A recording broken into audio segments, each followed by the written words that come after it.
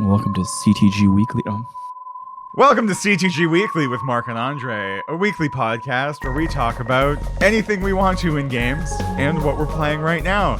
This week on the podcast, we're doing our holiday season looking forward to games episode, and we'll be talking about, my guess is Marvel Snap and World of Warcraft.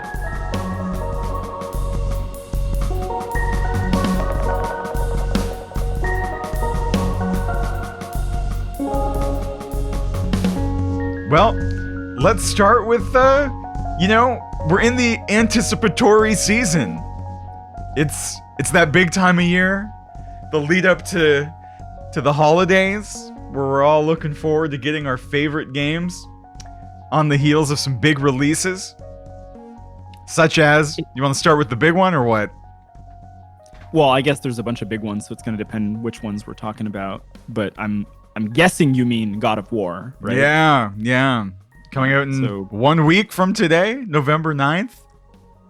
Yeah, kind of warping my entire fall schedule around the release, and trying to find time to play it.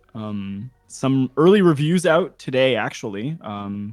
So for folks who are interested, you can go check out Polygon and Kotaku and IGN. All are starting to put out stuff. So the embargo's lifted. All around, looking very, very good, which I don't think anyone is surprised by. I do know that not all the reviews are as even. So particularly, I think the Polygon review is a little bit lower on it than some of the other ones. Yeah, but not every game's for everybody, I guess. Yeah, that's true. As an aside here, if we're talking about reviews, how much stock do you put in those reviews? You trust them? So there's always a weird question, right? I trust that the people who are writing reviews for these websites are competent. Like, I don't think anybody is incapable of gauging the quality of a game. Yeah. But I think so much of your enjoyment of a game is variable, right? Like, when we go see a movie, we're all doing the same thing. Like, we're sitting in front of the screen for 2 hours, and we do interpret the movie in a different way, and that'll play into it. But generally, we tend to experience it in very similar ways.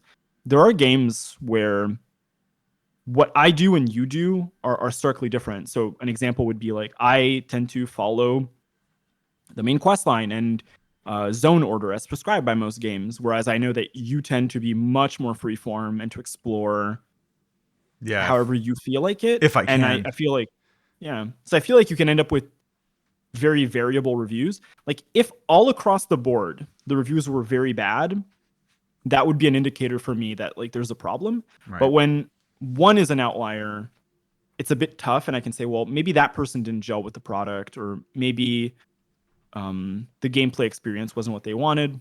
So, for example, I know that the Polygon one, written by Alexis Ong, doesn't really enjoy the aesthetic that the game has and sort of the story format. Right. But that doesn't mean that, like, people who enjoyed the first one won't enjoy this one. And I think IGN gave it a 10, right? So, like, these things are always variable. So I do trust them. And I have, my personal preferences of reviewers, and reviewers I align with a bit more. But that doesn't mean that I will, read one review and make up my mind about it on that basis. I'll tend to look at a couple and then make up my mind if I'm in that position. And some games I just won't care. I just want to play them, even if other people aren't enjoying them. Yeah, it's interesting for me. Reviews, I don't usually take much stock in them, and I always wait a couple days to get, like, a user consensus before I use, like, if the game in question is something that I need some reviews on before I make a decision, and I'm not just buying into the hype machine.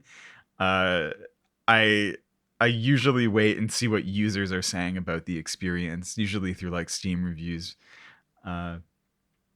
But these editorial reviews, I'm really into people enjoying what I enjoy, even though I kind of don't care, and I'll play what I want anyway.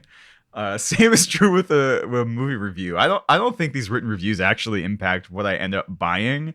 I'm just like happy or sad if if reviewers are also on board with my general feelings, which is interesting.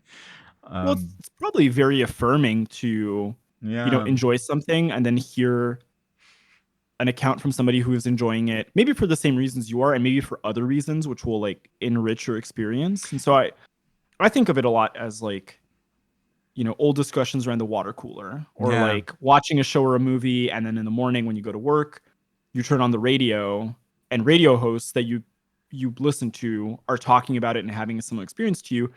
It like keeps that product alive in your imaginary. And likewise, when reactions are really bad to a product, it feels really bad because it kind of I tend to feel like if I come into contact with too much negative press or community forums about something, it will tend to impact not my opinion of the game, but my enjoyment of it, because I'm going to feel surrounded by a lot more negativity. That doesn't yes. mean people shouldn't critique games, though. Like, please continue doing so. Things do need to be critiqued. No, absolutely.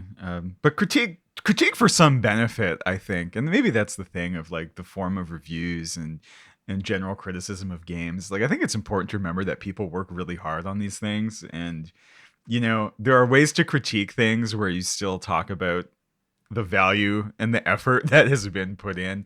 I think we Mm. tend to really heavily shame a game that doesn't hold up to our standards.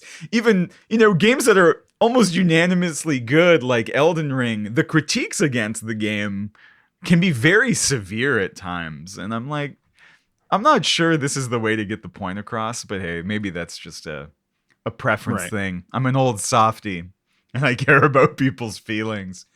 Um, Yeah. that Polygon review that you talked about, though, I think is really interesting. There's a really cool point that comes up in there, which is that the game is too much like a blockbuster movie. And Hmm.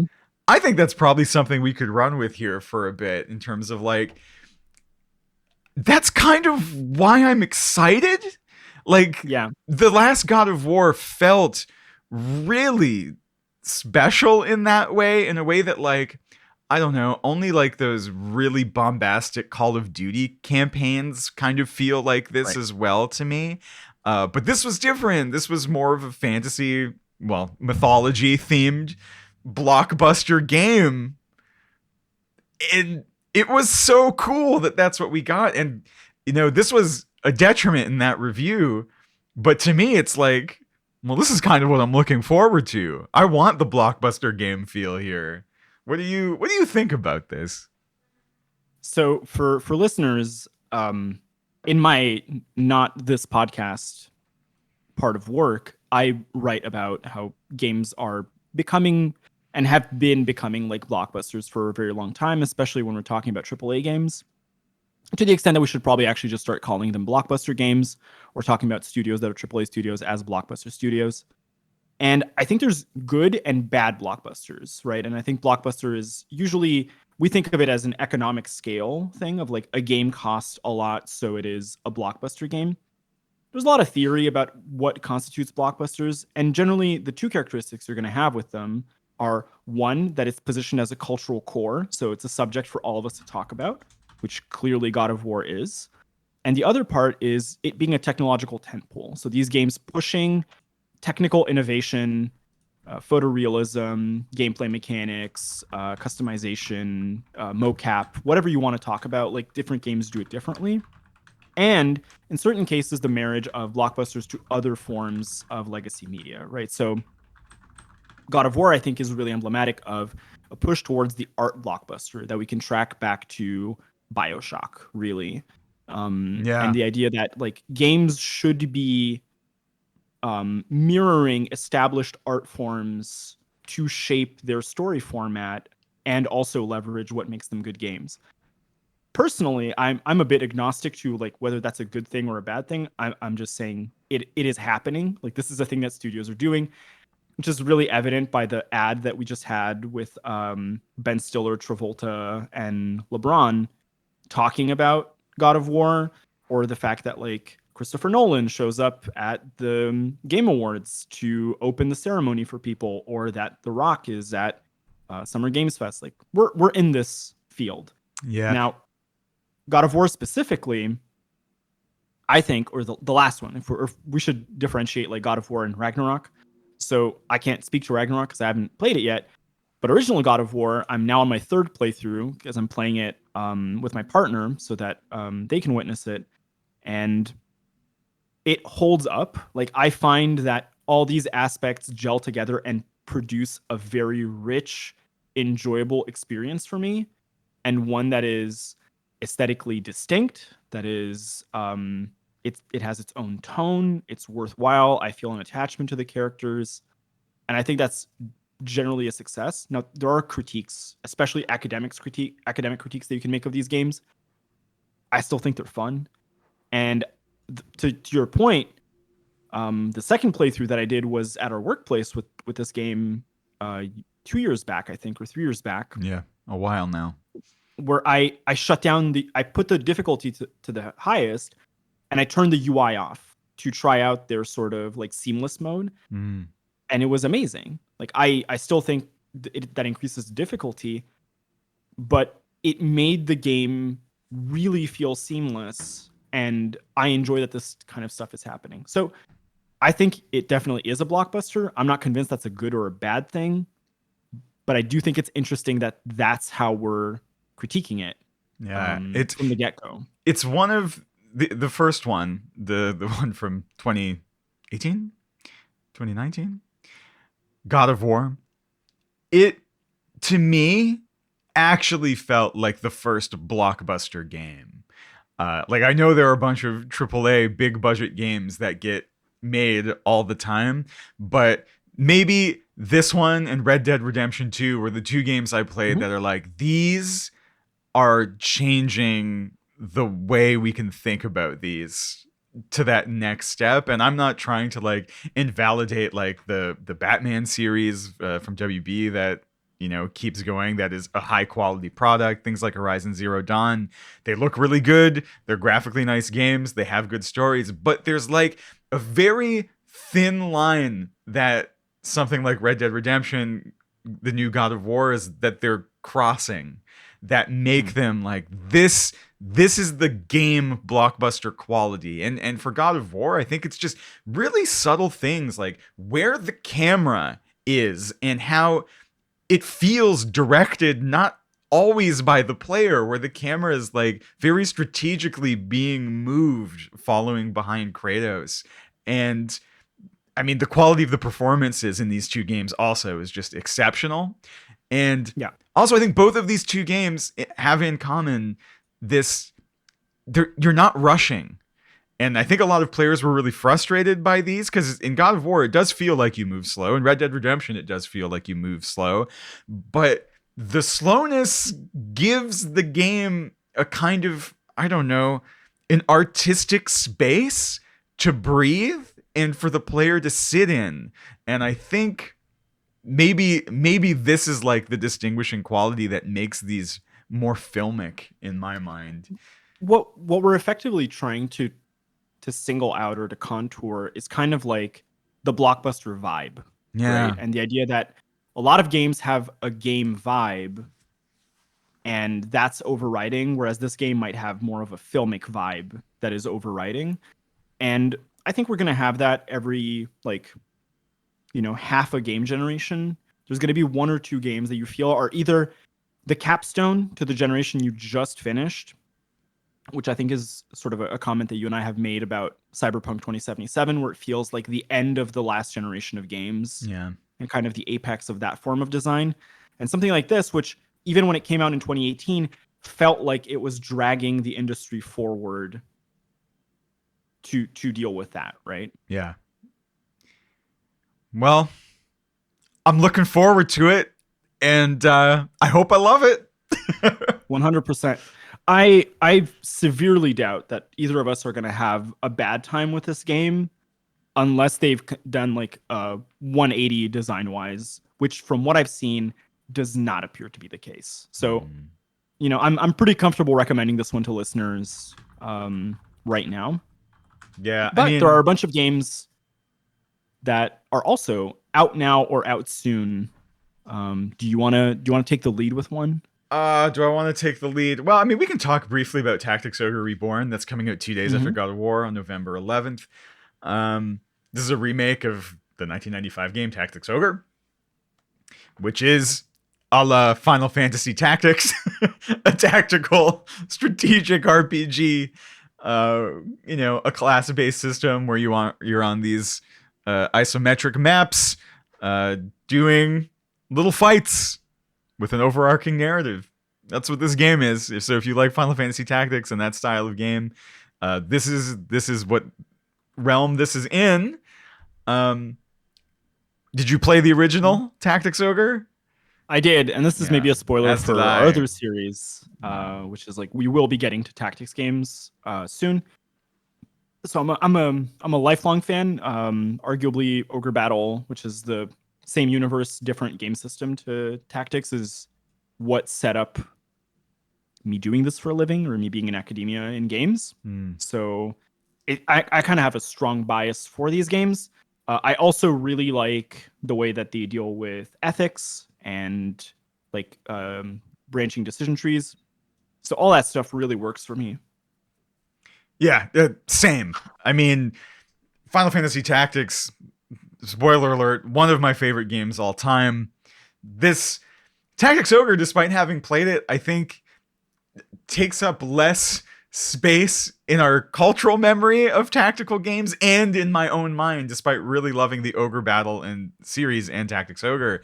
And I think this is a really good chance to kind of revisit it and give it its due credit. Although, as we were talking about in the prep for this, I guess they did change quite a bit from the original, including like the class system and the design. You know a bit more about that than I do. Yeah, so I mean, this is sort of the for people who've never seen the original Tactics Ogre. This game is sort of like the grandfather of all tactical RPGs. Like it is the core DNA that runs through games like Final Fantasy Tactics, like Disgaea. Like this is where a lot of that originates. Now, I'm unclear on exactly the changes that have been made at a granular level, but my understanding is that movement, abilities, and character customization is so radically different that it might as well be a different gameplay experience inside a remake of the original game experience. And this has sort of been this is not the first remake of the original Tactics Ogre, so it is interesting to me that they've decided this one to sort of fiddle around with the combat mechanics a bit more. So that may or may not make the game more interesting, but I think if people are interested in that kind of game, I would highly recommend it. And especially the sort of story beats are from Yasumi Matsuno, who has gone on to be a story designer. So he did Ogre Battle March of the Black Queen, Tactics Ogre, Final Fantasy Tactics, early drafts of Final Fantasy 12. So, it's got a long story of design for sure. Yeah. I mean, check it out. I'll probably be streaming it on our Connecting to Games Twitch channel, which you can go see at Twitch/Connecting to Game. It's a nice plug. It is. We gotta keep it going. That would be after November 11th when the game comes out. Right. What's next? I don't have too much to say about this, but Goat Simulator 3 is coming out on November 17th. I played Goat Simulator 1 for an hour, and it's funny, but I don't know how much more I'm going to get out of that franchise. Now it's a franchise. Listen, if people are fans of Goat Simulator, there's more Goat Simulator for you to enjoy. I think that's right. That's the way it goes. That is the way it goes. I do have, we talk about this between each other, but I think, on a sort of different wavelength, I would want to talk about Magic the Gathering Brothers War, actually. Yes. Coming out next week. Yeah. So this November is out 14. It's not next week. Yeah, it's like 2 Tuesday. Weeks. Yeah. Yeah. It's a bit of a different release date. So, there are pre-releases happening this weekend. There will be pre-releases happening next weekend for people who are doing this live. And the week after that, on the 14th, will be on Arena for people like me who are living inside their home currently and recovering from a cold. Brothers War is part of the 30th anniversary of Magic sort of celebration. So M30 has been going on since the start of October. And it's sort of a return to the core setting of Magic, so the world of Dominaria, which we've been on for the past expansion, but now we're going back to historic events that happened prior to the game's settings in like 97, 98. So things like Urza's Saga and Antiquities and all of this. The set really seems to have a neat design. It's all based around time traveling, and there's a lot of modular cards. There's a lot of like neat card design that I haven't seen for Magic in the last year or so. And I'm just really excited to sit down and play this. It looks like a really interesting concept. I don't know about you. Yeah, I'm really excited to get some time to sit down and play some Magic. I've had these windows where I've played just so much Arena at once, particularly with War of the Spark when that came out is probably when I put the most time in, and I've been looking forward to having a set that I fall in love with again. And I know for all the Magic heads who might be listening that, you know, War of the Spark may not be the most beloved. I loved it though. I loved the power level. I loved the flexibility of the decks. And I'm hoping that the epic scale of this is some portent of what the format might look like or feel like to play. And yeah, I'm here for it. From what I've seen too, so Dominaria United, which is the set right before this one, which I would also encourage people to check out, and I guess should be part of this. It's like it was a set that was released very recently, so it is part of sort of the fall schedule, and it's part of the story arc that they're building, which I believe is a four-set arc.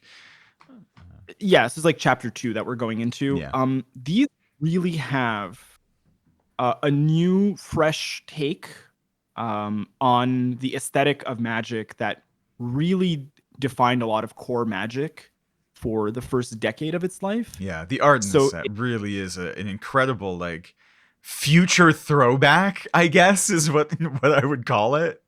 Yeah, it's like it's got a big retrofuturism aesthetic to it, with like it's in the past, but the past had these wonky looking automatons and a lot of like machines and high technology, but also magic. It's really a unique aesthetic, and I'm just like, listen, if people are looking for a card game to play, and especially if they like limited formats, so I open packs and I go play with them, I would highly recommend this, whether it's physical or online.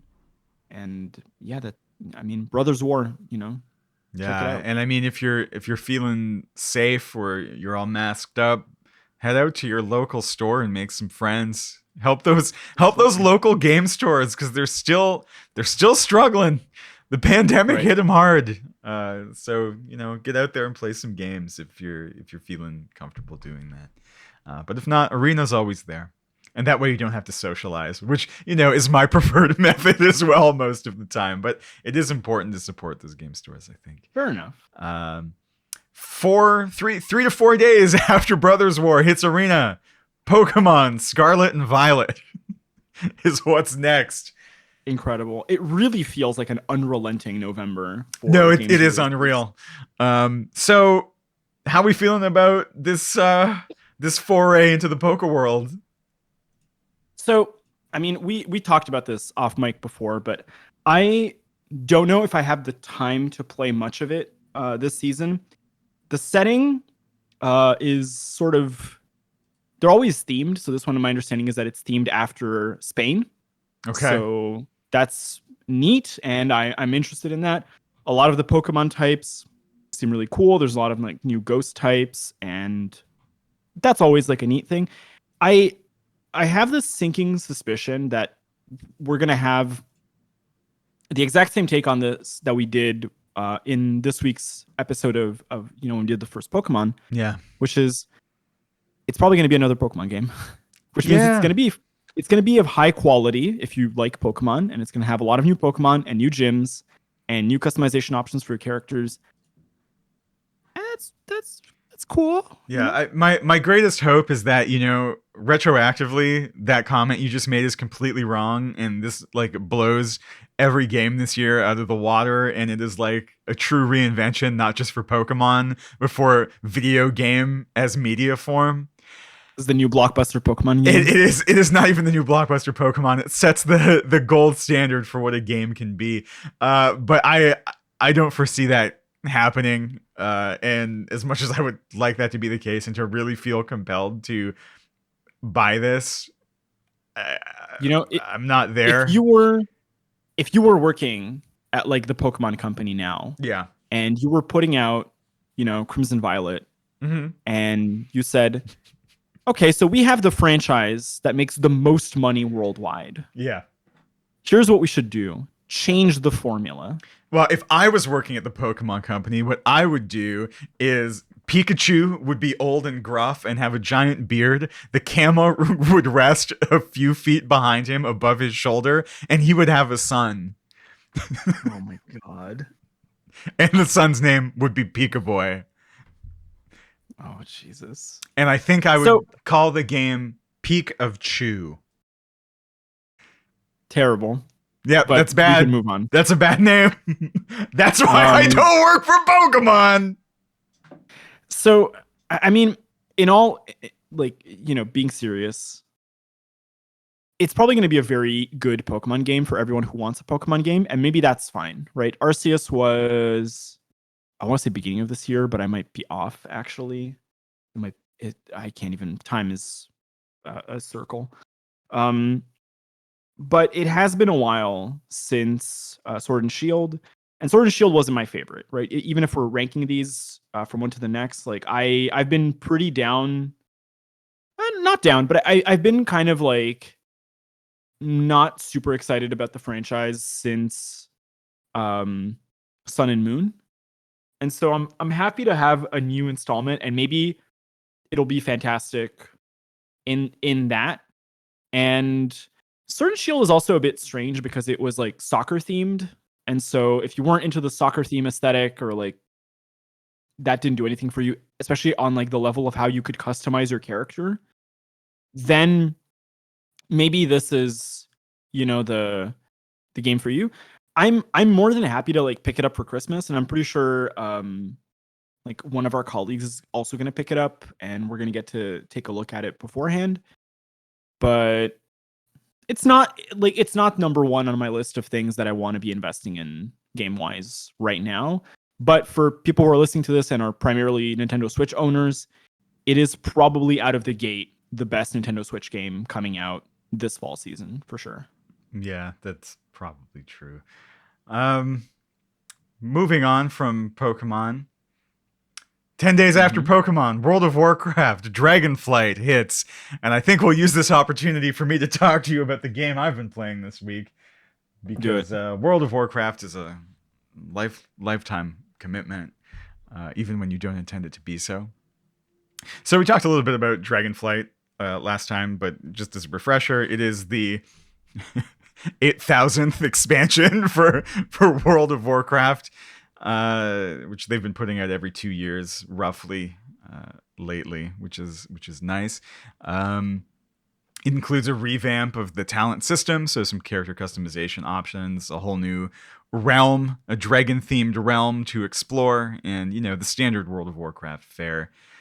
In the lead up to this, there was a pre-patch, which the second half is coming out in 2 weeks. The pre-patch just puts in all the underlying systems of the game that are coming in, and I've been playing the pre-patch to get a sense of what I would like to play, what character I would like to play going into Dragonflight.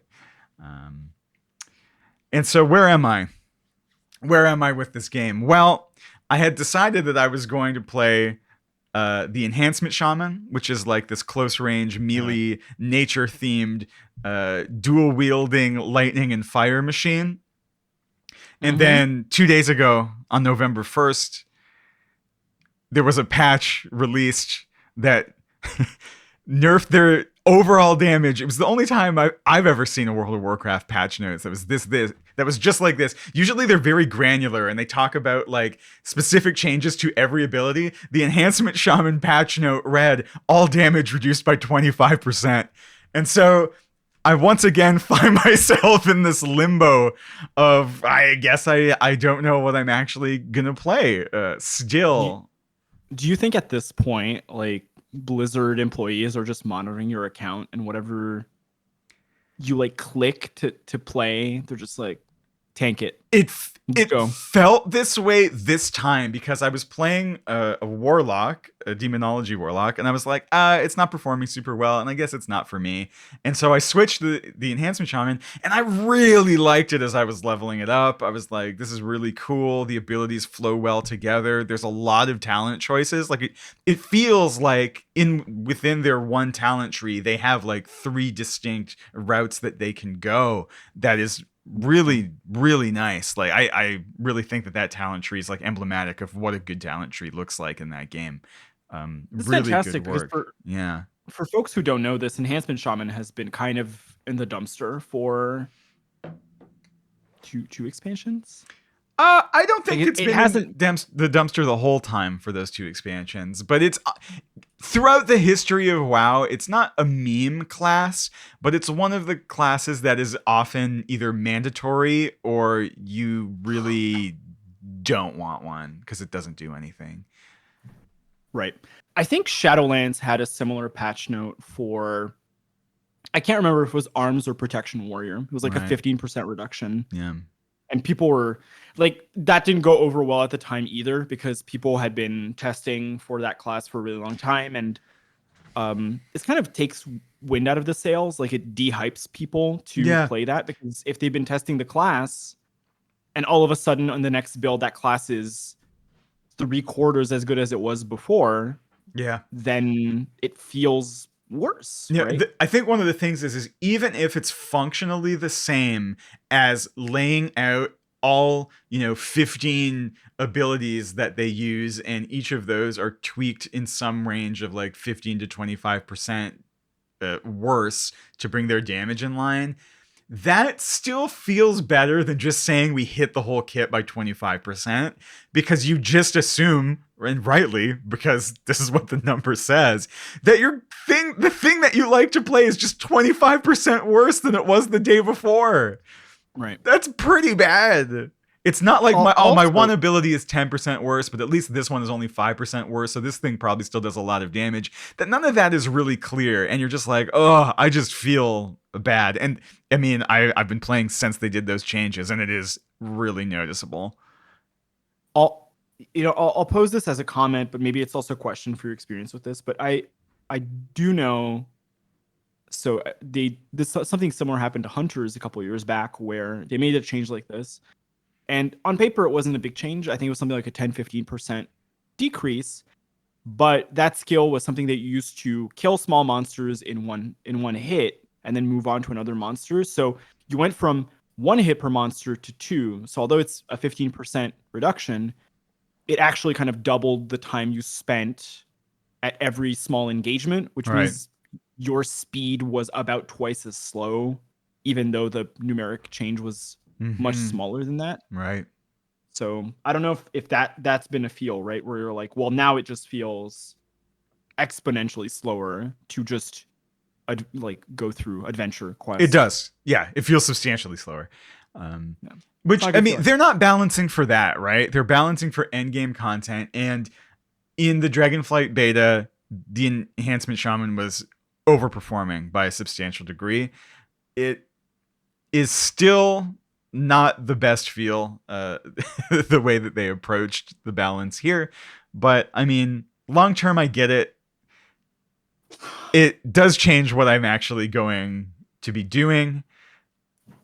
I don't know where I'm going from here. I do know I am playing Dragonflight for at least a month or 2 after it comes out. There's no question at this point where it's like, I'm going to do the first raid. I'm going to see what the endgame vibe of WoW is in this era of the game, which is, I think they're in a transitional point from, I guess, era 2 that they've been living in for a while. To what comes into next. whatever comes next. And so it's because they've gotten rid of the borrowed power system, which is what they've been using for the last 3 expansions. And Yeah. clearly, with the change in the talent tree, they're trying to go in a new direction. I'm just really curious, what is the shape of this game going to be? You could argue that Warlords of Draenor was also a borrowed power expansion in the form of the base.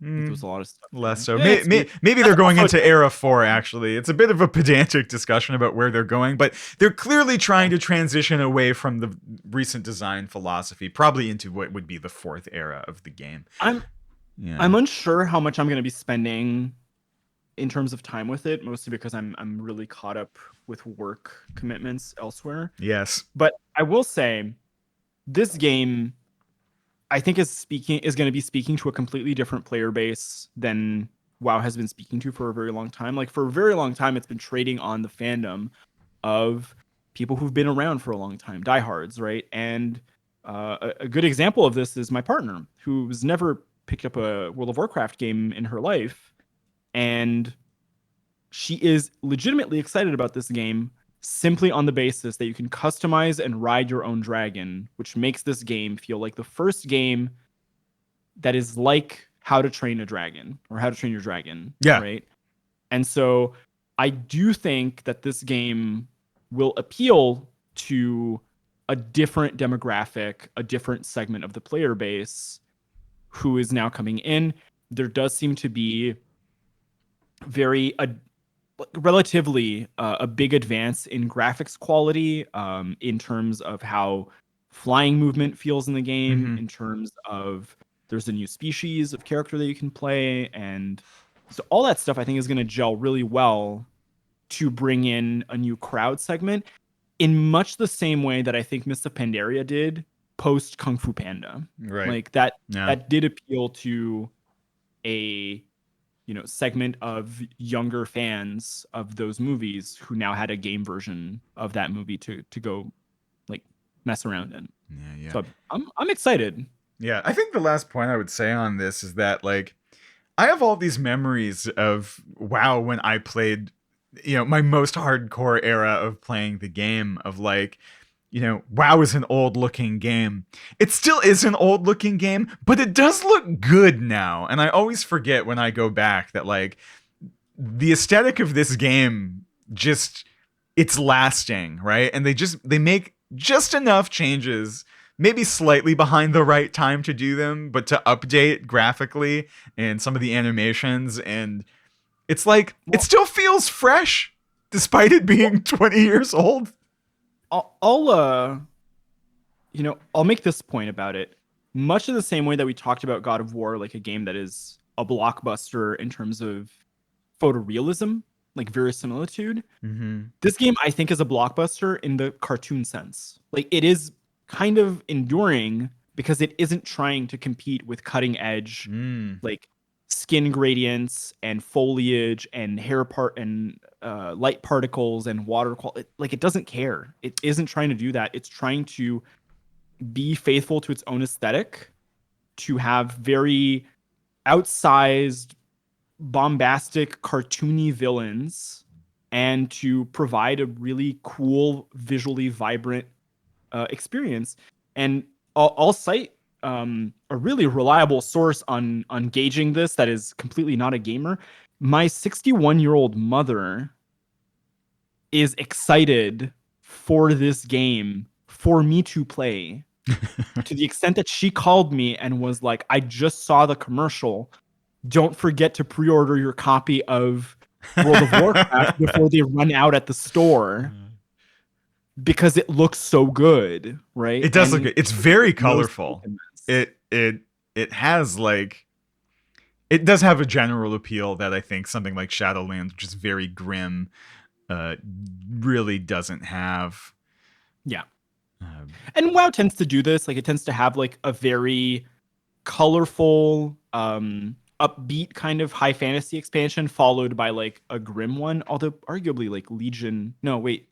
It was Legion into Battle for Azeroth. Yeah, BFA was kind of that for a while because it was like very Mesoamerican jungle genre on one side, and the other one was very I like think that's a bit Halloween. niche, though.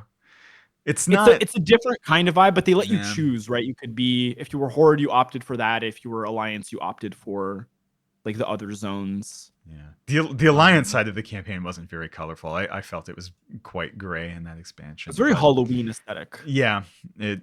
But Much more. it wasn't even like the fun kind of Halloween. It was just kind of drab. But that's in the past, and we're going into a brighter New WoW era. future. Perhaps we're at least going into 1 month of potential and possibility, and seeing where that Yeah. goes from there. And then I think the last game that I'm interested in talking about that is coming out 4 days after World of Warcraft Dragonflight is my other most anticipated game of right now. Is it finally out? Marvel's Midnight Suns coming out December 2nd.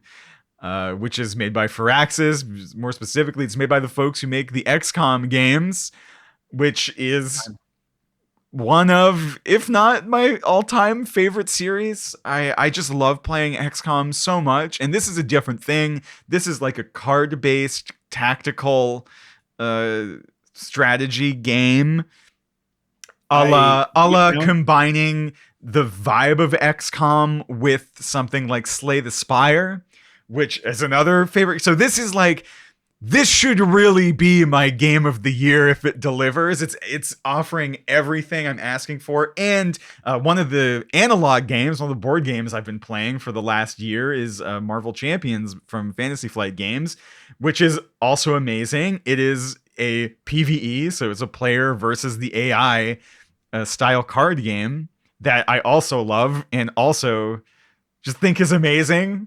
Even though I'm not a Marvel fan, I'm here for it now. And Yeah. I just want this thing to be good. I don't have too much to say about it other than there's been some character trailers that show how some of the characters play, but this is the kind of game it's hard to get a feel for until you're actually doing it, because it really comes down to like, what does choosing your cards feel like? How pressed upon are you as a player when you're making your tactical decisions? With the XCOM series, there's a big thing of how punished are you for taking risks? And these are things you're not going to see in this game until you actually have it in your hands and you're playing over a long period of time. Also, the replayability, XCOM, because of the long form campaign structure, you can just replay and replay and replay. And if you do these runs that, the Iron Man runs where you're supposed to do it in one shot, it's gonna be interesting to see if that's implemented in a good way here, if at all.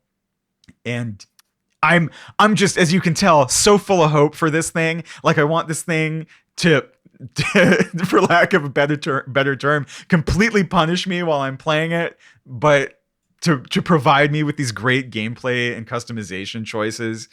And I really hope it does, man. I really hope it It'll does. be it'll be interesting. So this game has been percolating for a while now in a lot of my social circles.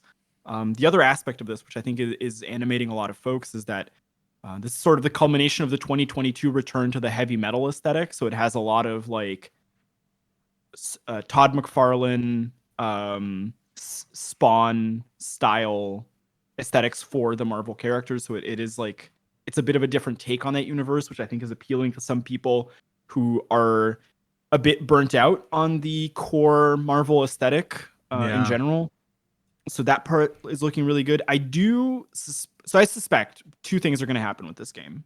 One is that the product will be high quality, as XCOM has been excellent throughout its like game Well, history. the mainline XCOM games anyway, yeah. Right.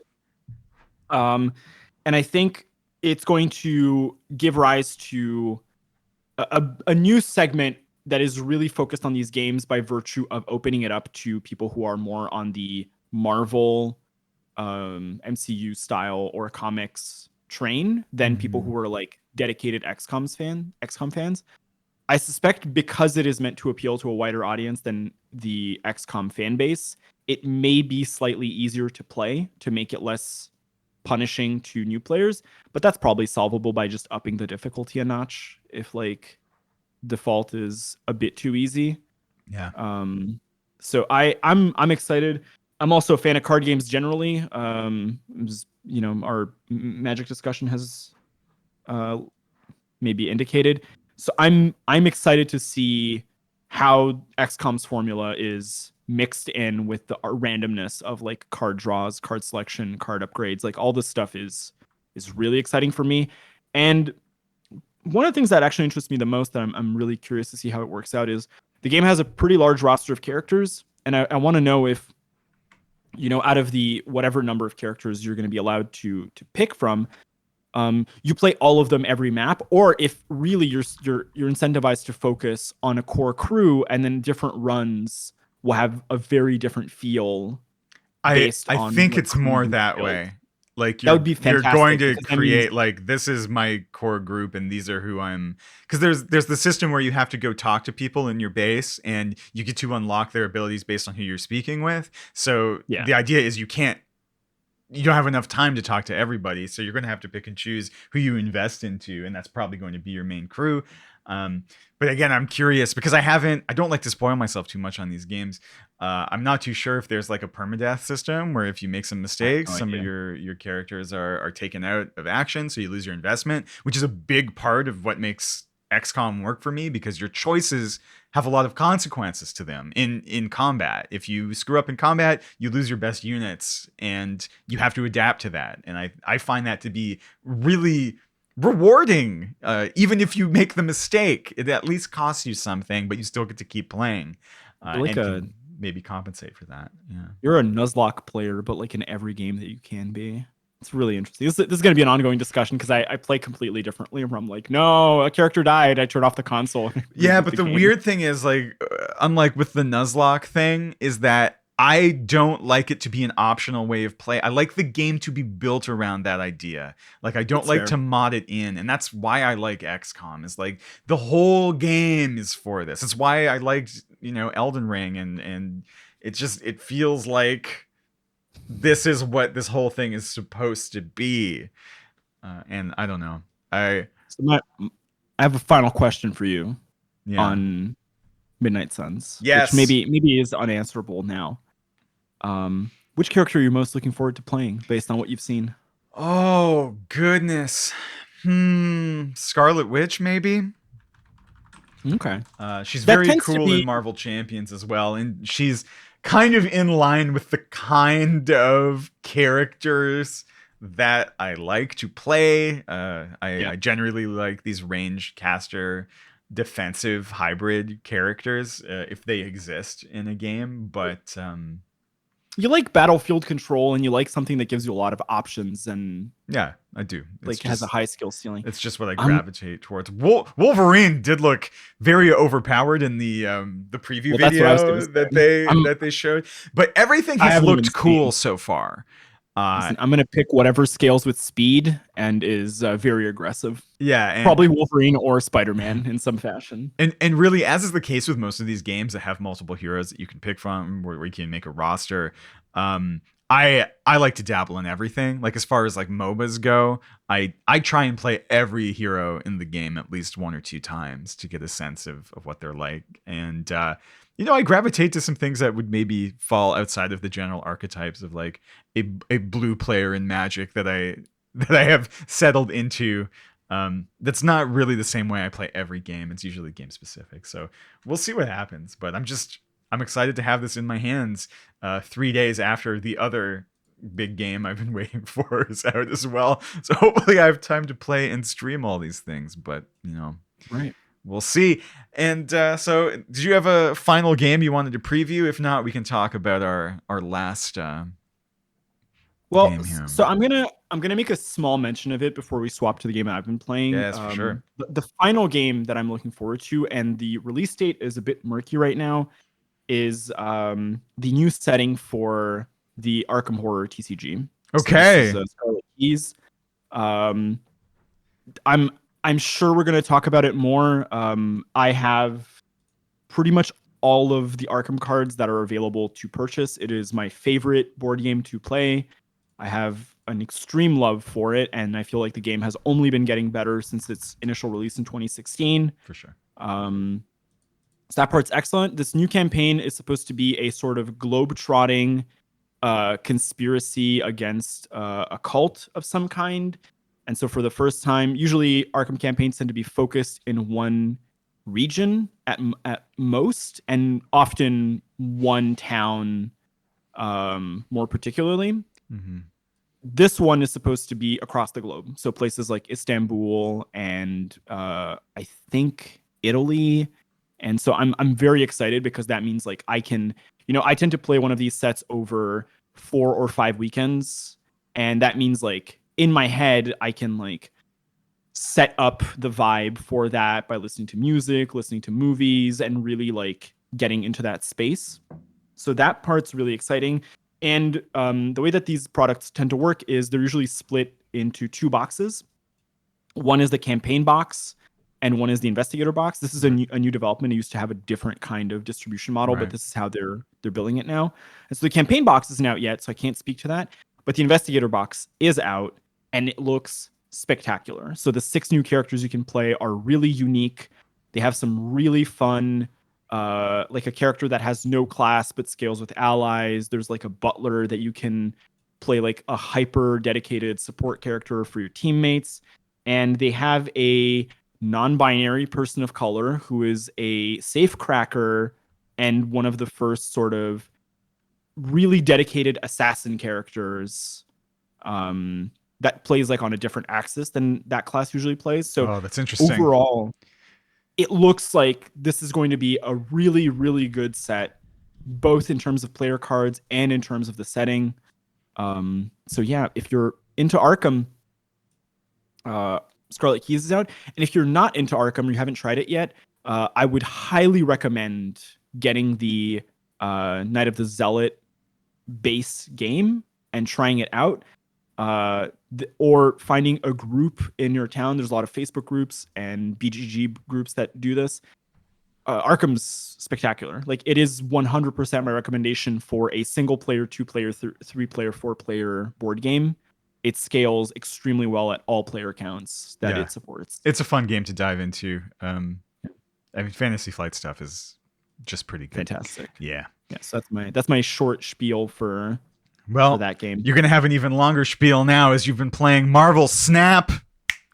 Yeah. So I picked it up. One of my friends sort of recommended it to me, and his review was it's aight. And I was like, well, I'll try it out. I personally am not a big fan of mobile as a platform. Like I don't like the proportions of my cell phone for playing card games. Mm-hmm. So I've been playing it on Steam. Right. And that was the thing that really got me into it. There's a lot of things to talk about. So the way that Marvel Snap works is you build a deck of cards. It is, if I'm not mistaken, 12 cards. And it's individual. So there's no duplicates, which is really strange for most card games. There's no mulligan. And you play at 3 different locations that are revealed on turns 1, 2, and 3 of the game.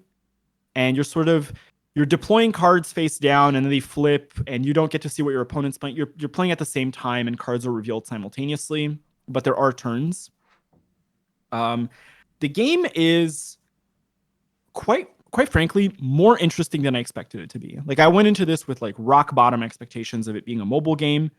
I don't have the emotional attachment that a lot of people have to early Hearthstone. This game is made by Ben Brode, who was the lead designer for Hearthstone for, I think, everything up to Ungoro. So a lot of its early lifespan. And I've been pleasantly surprised. I think that part of the game is fantastic. Now, I would be remiss if I didn't talk about the way that the game is monetized or that it's built. So the game is split up into pools of cards. So it has pool 1, pool 2, and pool 3. And so you play games and you get 2 currencies, one that is general and one that is card specific, and you upgrade your cards from gray, green, blue, purple, orange, and then it starts getting like prismatic colors. Okay. And that's only cosmetic. It makes the card get animations and become shiny and all this. But upgrading cards is how you upgrade your collection level. And at every couple of levels, you get either currencies or you get new cards. And so up to level 208, which I got to this morning after a week of playing intermittently, you're in pool 1. And so every card you get, there's no duplicates. So you will eventually get all of the cards in pool 1 by that level. And really, the decks that you can play are kind of determined by the order that you get cards in, so you can upgrade them reliably well. There are daily quests, and there's a battle pass system, which you can participate in and get XP, but not all the rewards if you're not buying the battle pass. And there's an enormous amount of monetization on like variant cards and aesthetic choices like avatars or card backs. But it is impossible to buy specific cards. You can pay to upgrade cards faster, which also speeds up the process. Hmm. So I'm a bit, up and down on the monetization system. But I do like the fact that while you are in pool 1, players that you will play against are only players that have access to pool 1. So you're never going to get smashed by someone who has a deck that they spent hundreds of dollars to play with. And I think that's really interesting. I don't know. What do you think about that? I mean, I suppose that feels pretty good. You know, I did jump into this game briefly this week, and I played not very much of it, and it was like, I don't think this is for me. Um, I mean, as far as the monetization goes, I'm in a weird spot with monetization in general, where I'm like, I kind of just expect companies to do whatever, and this is where we're at. I just accept what's happening. My understanding is that pool 1 is about 49 cards. And so it's like kind of the baseline. Pool 2, which covers the about the same number of levels, is only 25 cards. So you feel like you're not getting cards very often. Right. But there's not a lot of variance in them. Okay. So pool 2 decks don't change that much from pool 1 decks, and you stay pretty competitive. Pool 3 is apparently enormous in terms of levels, and there's 75 cards. So it can be fantastic if you get good stuff early and terrible. Right. Okay. So I'm actually a bit like reticent to give a final warning about monetization until I get there, if I do, because it may be the case that where I am, it doesn't feel too bad, but later it feels terrible. Right. That part I can't really speak about. Now, the gameplay. I don't think I'm going to be sticking with this game for a really long time, but I made a point of not putting money into it, so my investment is marginal. The fact that locations are random and you only get to see the first one and the other two can outright destroy your play strategy if you've deployed units to them. Some locations, for example, like you're playing turn. I'll give you an example. You're playing turn 1, first location reveals. It does nothing that affects you. Right. Turn 2, second location pops up. It's a location that spawns like a monster on each side. That's fine. You're playing your cards, and turn 3 has a location that says on turn 4 the game ends, and all of a sudden your deck that is meant to play a lot of cards or big cards on turn 5 and 6 actually just can't win the game. Right. And I feel like that's terrible. I had a game where this happened this morning where that was the first location was the game ends on turn 4 location. The middle location was the location that had a 25% chance to destroy the unit you played there. And so my opponent played all of his units in location 3. And as it flipped, location 3 had the text, at the end of turn 3, destroy all cards here, which immediately cost him the game because they put all their cards in that location. And I was like, this can't feel good. Like, this isn't a system that rewards or requires engaging with this. Yeah. I find the lack of mulligan to also be a bit detrimental from a card game perspective. Like, I know it makes games shorter, which makes sense this is a mobile game meant to be played in very fast increments. Right. But I find like it takes a lot of my agency away to not be able to kick back cards that would lose me the game. I've lost games by having, a deck that is 50% one cost cards, and my opening hand is a 4, a 5, and 2 6s, and I have no play for the first 2 turns of the game, and I lose because I just drew poorly. So those aspects I think feel not great. I think there is a really fun element where like I did a stupid thing this morning, and usually you win a location by 20 points, and I won it by 7,000 points. That was really funny. But I don't think that like that gotcha moment that I won a game by doing that is going to keep me interested long enough to stick with the game through the lulls of upgrading cards and not having access to strategies. Right. I also think certain strategies of cards, so there's things like ongoing effects, on reveal effects, discard, destroy. Like destroy just doesn't exist in the base game in a usable fashion in like pool 1. Discard is highly volatile until you're in pool 2. And then ongoing starts like very strong, but becomes really bad later on. So it's weird because depending on what archetypes you like to play, your experience might also be wildly different between one player to another. Right. So, my take is this. I think it is a fine game if you're playing for free and you can enjoy it. I am reticent to put money into it at this point. And unfortunately, I think I might also just not be the client. We might just not be the clientele for this because we play much higher complexity card games.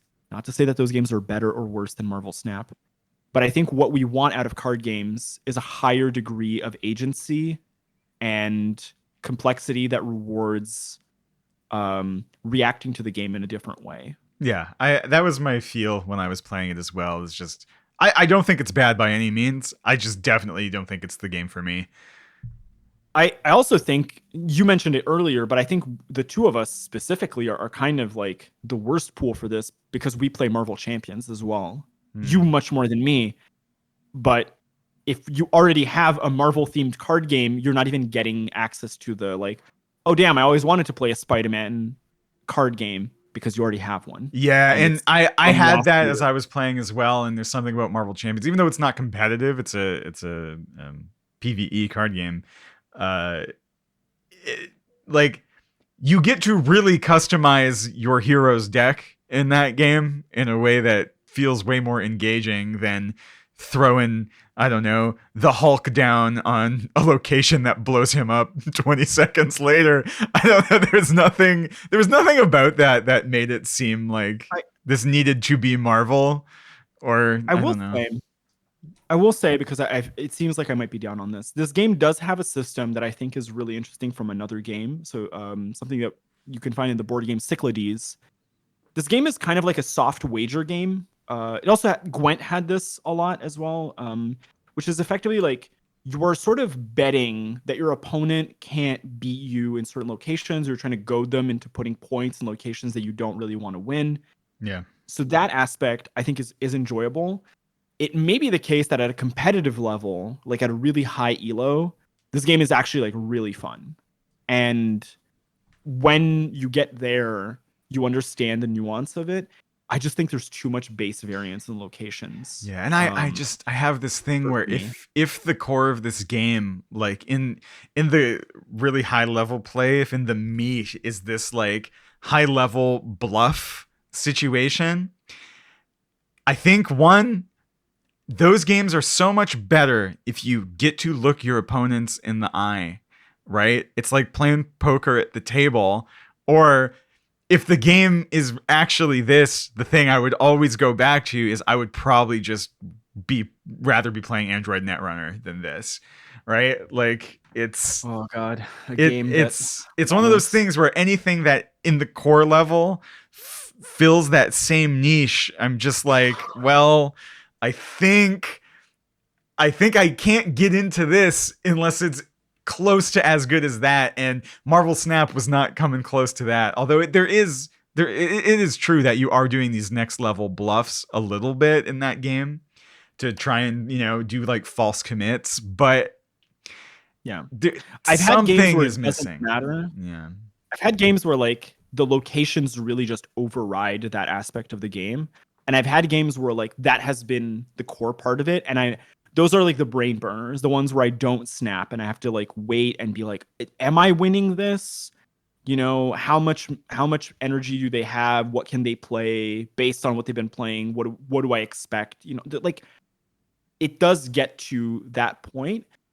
I just think like some of the locations are just too intensive, and they have like a rock paper. So I think they're not going to change this, but they have a rock paper scissors location style. So there are locations that have, for example, ongoing effects are doubled, and there's another location that says ongoing effects are disabled. Mm-hmm. And same for unreveal, or locations that say cards here can't be destroyed. And so I think this is like that kind of design is equivalent to when you play a game like Diablo and you've made a fire build and you run into a map that says fire immune. Right. And you're like, well, I can't do anything against this. In those games, often what the solution is that you are able to craft those zones to change them to take away or mitigate the bad effects on you such that you can play the game. Marvel Snap doesn't have that. Like you can't mitigate putting your cards on zone 3 because the other two are unusable and having it like punish you for having done that. So is the I'm not a answer to build a deck that is always just, jack of all trades? I it, can, or I do you think just go hard the other way and you just account for the variance and the fact that one out of every so many I games your deck is just completely unusable? I think it's the latter, and I'll tell you why. So the Yeah. way that the game works is when you win or you lose, between turns 1 and 5, you win or lose 1 point, and that's doubled on the last round. And if you Mm. snap, it doubles it once, and if the opponent snaps, also it doubles it again. So you can lose anywhere from 1 to 8 points or win 1 to 8 points per match. And I think the answer is you can lose 7 matches and snap on the right one and like goad your opponent into doing the same thing and break even. Right. And so it's a lot more about loss mitigation and the expectation that some matches just won't go your way and getting out. Mm. The game has a retreat option on the front menu. Like it's not a concede button in the way that it is in other games. The game encourages you, and there's a tutorial that tells you retreating is a part of the experience. Interesting. And so I think the developers mean for the game to be played more at a macro level than at a specific, like, this one game is the most important game level. Well, they know, but I think that's a lot less fun than just jamming a match and feeling really good about what happens in a match, you know? Yeah. To me, And anyway. I know there and are a lot of like macro card players who are like, I want to but grind ladder and I'm not playing the card game. I'm playing the game outside the game. But I think the last magic point, inside needs to, be wondrous. yeah. The last point I think also is your point about deck design. I think the deck design is still, at least in pool 1, very limited. You kind of build around ongoing, unreveal, discard, um, destruction, or one cost, like as an aggro. And that's kind of the only way you can build that I think is very good. The other thing that can happen is if you build non-synergistic decks, you might still win sometimes. But there are combos that will like shift like you can't be playing 4 to 5 power minions, or like the Hulk is not a playable card. Even in pool 1, because 12 points as a last play is kind of slightly up below average when you can play something that will like generate 48 points in a location, or like will split 3 chunks of 6 points across like all 3 zones, flipping 1 or 2 zones at the same time. It's not a game that allows for like linear value generation. It has to be multiplicative for it to be like explosive and very generative. Right. Or it has to disrupt your opponent's game plan in some way. So I think that Wow. would be my assessment of it. Is it's still a pretty good game, and I would recommend people check it out. I would just temper my expectations when doing so, especially if you're a veteran card game player that comes from Magic or Runeterra or Netrunner, or something that is less RNG based, and it has a lot more player agency for sure. Yeah. My takeaway on this is that it's sad to know that in both Marvel Snap and Marvel Champions, Hulk is kind of terrible. That guy can get no love in any Marvel card game. The sadness. Yeah. Hulk doesn't smash. Hulk cry. Well, unless you have anything to add, I think that's going to be it for this week's CTG Weekly. We'll see you again next Friday. And have a lovely week. Keep on gaming. Oh my god. Thanks everybody. Have a nice one. Yeah, later.